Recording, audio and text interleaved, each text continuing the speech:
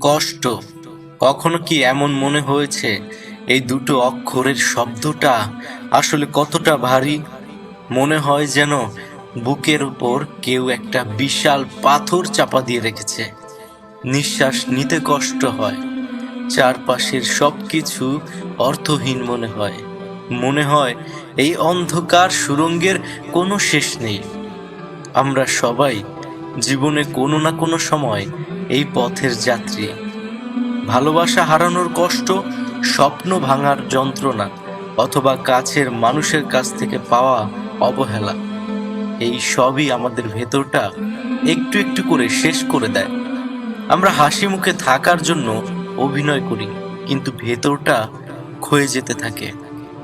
মনে হয় এই পৃথিবীতে আমি একদম একা।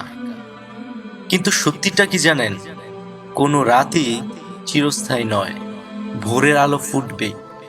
কষ্ট জীবনের একটা অংশ মাত্র, কিন্তু এটা শেষ কথা নয়। একদিন আপনাকে সিদ্ধান্ত নিতেই হবে, কষ্টের জীবন কাটাবেন নাকি জীবনটাকে উপভোগ করবেন। আর নয়, এবার ঘুরে দাঁড়াতে হবে। সেই সিদ্ধান্তটি আপনার মুক্তির প্রথম পদক্ষেপ। ব্যথাকে অস্বীকার করে নয়, বরং তাকে সাথে নিয়েই নতুন পথ চলার সাহস সঞ্চয় করতে হবে। মুক্তি একবারে আসে না, আসে ছোট ছোট পদক্ষেপে। নিজের যত্ন নেওয়া, পছন্দের কাজটি করা, নিজের অনুভূতিগুলোকে সম্মান জানানো, এভাবেই শুরু হয় আরোগ্য। এভাবেই নিজের মনের শান্তি স্থায়ী করতে হয়।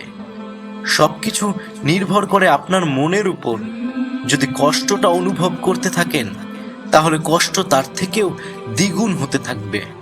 আর যদি কষ্টটাকে আকাশে উড়িয়ে দিয়ে নিজের মনটাকে শান্ত করে ভালোভাবে বাঁচতে শিখতে পারেন, তাহলে দেখবেন আপনার কষ্টগুলোই আপনাকে মুক্তি দিয়ে দিবে। মনে রাখবেন, যে ব্যথা আপনাকে ভাঙে, সেই ব্যথাই আপনাকে নতুন করে গড়ে তোলে।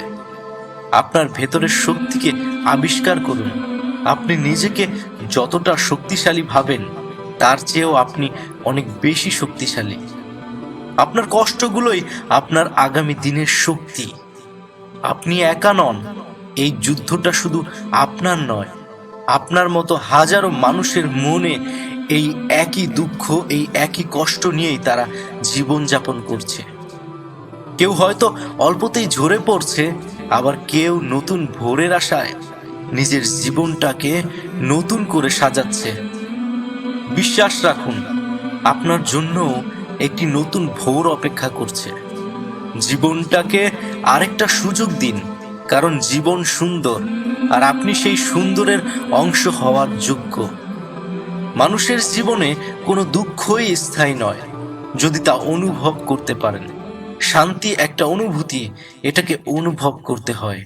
তাই আজ থেকে না হয় তাই অনুভব করতে শুরু করুন। জীবনটাকে নতুন করে সাজান। ভালো থাকবেন।